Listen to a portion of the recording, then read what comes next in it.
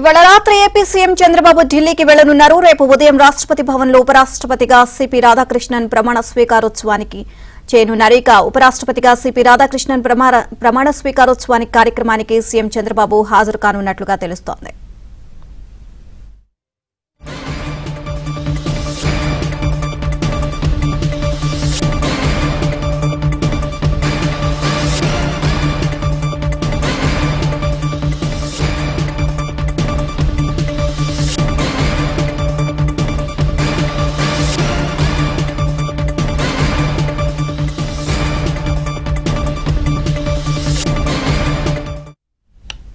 ఇవాళ రాత్రి AP CM Chandrababu ఢిల్లీకి వెళ్లనున్నారు. రేపు ఉదయం రాష్ట్రపతి భవన్లో ఉపరాష్ట్రపతిగా సిపి రాధాకృష్ణన్ ప్రమాణ స్వీకారోత్సవం చేయనున్నారు.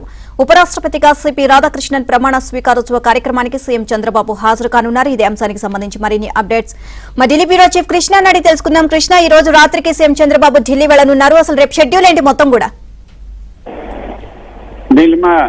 భారత 15వ ఉపరాష్ట్రపతిగా సిపి రాధాకృష్ణన్ రేపు ప్రమాణ స్వీకారం చేయబోతున్నారు. రాష్ట్రపతి ద్రౌపది ముర్ము ఉపరాష్ట్రపతిగా సిపి రాధాకృష్ణన్ చేత రేపు ఉదయం రాష్ట్రపతి భవన్ లో ప్రమాణ స్వీకారం చేయించబోతున్నారు. సో ఆ కార్యక్రమంలో హాజరు కావడానికి ఏపీ సీఎం చంద్రబాబు నాయుడు ఈ రోజు రాత్రికే ఢిల్లీకి చేరుకుంటున్నారు. ఈ రోజు రాత్రి 6:10 విజయవాడ నుంచి బయలుదేరి ప్రత్యేక విమానంలో 8:40 ఢిల్లీకి చేరుకుంటున్నారు. ఆ తర్వాత 9 గంటలకు జన్పథ్ నెంబర్ 1 జన్పథ్ కు చేరుకొని అక్కడే ఉండబోతున్నారు. రాత్రి ఇక్కడుండి రేపు ఉదయం ఈ కార్యక్రమాన్ని చూసుకున్న తర్వాత కొంతమంది కేంద్ర మంత్రులతో కూడా ఆయన కలిసే అవకాశం ఉంది.